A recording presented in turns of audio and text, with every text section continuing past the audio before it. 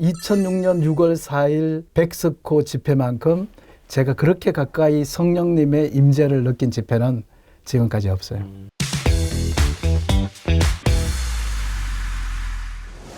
그리고 나서 이제 한국교회 많은 분들이 아시는 이제 해운대 집회로 네, 이제 그렇죠. 넘어가게 되는 거잖아요. 네. 그것도 사실 계획은 없으셨을 것 같아요. 네. 네. 어떻게 그 집회를 하실 생각하셨어요? 이제 이 청년들의 이 기도 모임이 뜨겁게 불붙으면서 부산의 모든 성도가 한번 하나님 앞에 메어 달리고 부산의 대역전을 꿈꿔보자라는 소망이 생겨나게 된 것 같아요. 그런데 이 청년 15,000명이 불붙어서 갈 수 있는 데는 그 당시 유일하게 부산 사직 월드컵 그 장소였거든요. 네. 근데 아시아드가 4만 명 정도가 들어갈 수 있는데 가서 이제 장소를 섭외하면서 딱 물어보니까 하루 사용료가 1,000만 원이고 우리가 4일을 써서 4천만 원이라는 장소 사용료를 내야 됐어요. 야, 어떻게 이렇게 비쌀 수 있는가 하고 돌아설 때 하나님께서 저한테 이제 해운대라는 그 비전을 주신 것 같아요. 그리고 가서 해운대라는 장소를 지금 유일하게 우리가 4만 명 이상 모일 수 있는 데는 해운대 해수욕장이다 했을 때 아니 그 해운대를 보면서 뭐 누군가는 벅차기도 하겠지만 여러 가지 두렵기도 하고 이게 불가능할 것 같기도 하고 막 이런 생각이 들었을 것 같은데요. 네, 저는 해운대가 어딘지도 모르죠. 전 대구 사람이니까 해운대 가본 적도 없고 그냥 TV에서만 보던 장소지 해운대 유일하게 아는 건 해운대는 사람이 100만 명까지 들어갈 수 있다. 이거 외에는 제가 아는 게 없었죠.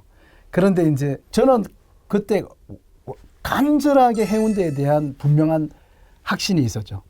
지금 부산이 영적으로 대반전이 일어나고 사단의 진영을 깨뜨리고 부산의 새로운 부흥의 물꼬를 틀 장소는 해운대라고 이상하게 하나님께서 저한테 확신을 주셨어요. 근데 저는 그렇게 확신이 있어도 하다 보면 다시 확신이 좀 없어지기도 하고 불안하기도 하고 막 그러던데 목사님 안 그러셨어요?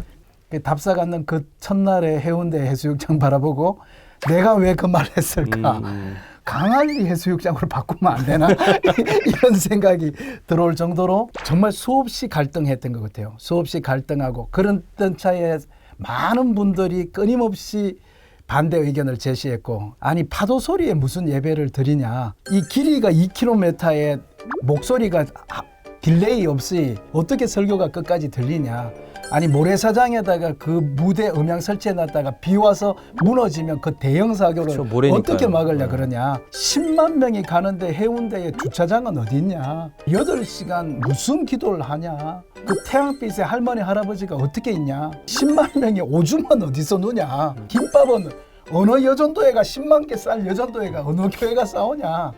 온갖 부정적인 이야기들이 막 범람하고 있었을 때고 그게 이제 저도 막 흔들리고 있을 때고 그때 들은 바에 의하면 목사님 성경을 들고 이렇게 이제 방으로 맞습니다. 들어가셨다고. 네, 저는 성경에는 답이 있다고 저는 분명하게 믿는 목회자입니다. 많은 목사님들을 그러시겠지만 저는 인생에서 가장 큰 위기 왔을 때 갈등, 고민, 그다음에 뭔가를 판단해야 될 때에 최종 결정은 자기 확신이나 자기 소신이나 10년도 아니고 정말로 마지막에 확답은 성경에서 받아야 된다고 믿는 거예요.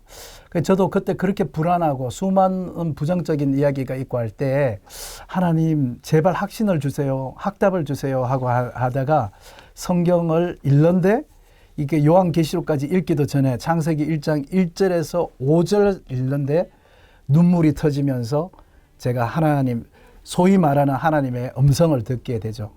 확신을 받게 되죠.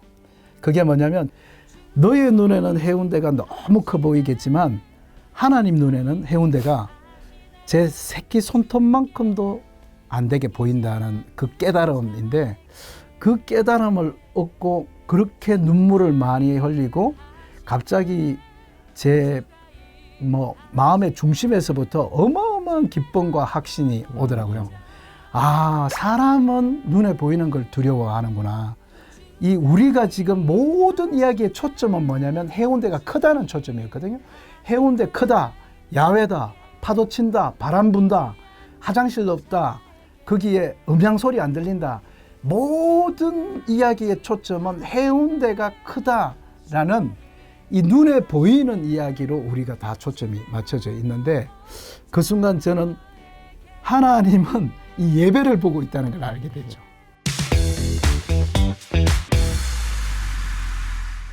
이제 연합 집회하면서 제가 확신을 가지게 되는 건데 우리가 각 교회마다 청년부마다 다 예배 드리잖아요. 그런데 한 장소에서 한 설교를 들으면서 같은 찬양 부르면서 같은 기도 제목을 가지고 하는 기도는 이건 영적인 진영을 무너뜨리는 대전투라고 저는 확신합니다. 우리가 페스티벌 축제 같은 걸 우습게 여기잖아요. 뭐 꽃축제든 박람회든. 그런데 저는 그 해운대 집회 이후로 확실하게 달라진 거 있어요. 기독교는 이 축제의 종교고 우리가 한 곳에서 한 마음, 한 뜻, 한 예배, 한 찬양, 한 기도할 때 이 연합의 이 힘은 사단의 진영을 무너뜨린다고 저는 믿죠. 그런데 우리가 이걸 꼭 함께 기도해야 되느냐라는 이상하게 그렇게 논리에 빠지면서 우리가 연합이 많이 무너지는 것 같아요. 그 집회를 가는 과정에서 얼마나 많이 깨지려고 했는지 모릅니다. 수 없는데 그 고비를 힘들지만 넘어서 마침내 그 장소에 20만 명이 찾아오거든요. 20만 명이 찾아오거든요. 근데 그 집회 후에 지금까지 지지난달에도 해운대에서 98 성령 대집회라고 어마어마한 영적인 집회가 열렸잖아요. 17년이 지났는데도.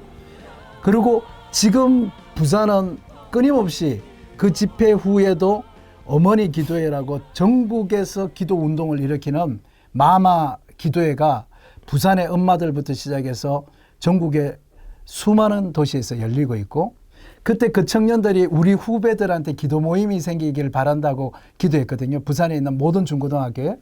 근데 자발적으로 참여하는 기도 불씨 운동에 대해서 지금 부산, 대전, 대구 지금 계속해서 일어나고 있죠.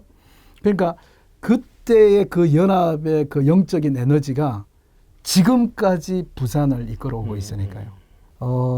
저는 연합사에 가다가 놀라운 예수님의 유언을 발견했죠. 그게 요한복음 17장 21절입니다. 요한복음에는 마태, 마가, 누가에 있는 너희는 땅끝까지 만민에게 복음을 전하라는 멘트가 안 나오죠.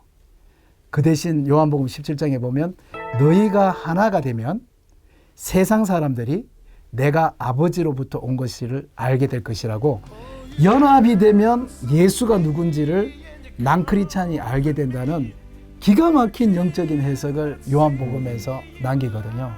저는 그 백스코 집회하고 해운대 집회의 그 지나간 지금까지 역사를 보면서 저는 그 요한이 남긴 마지막 예수님의 복음화 유언을 저는 너무도 좋아합니다.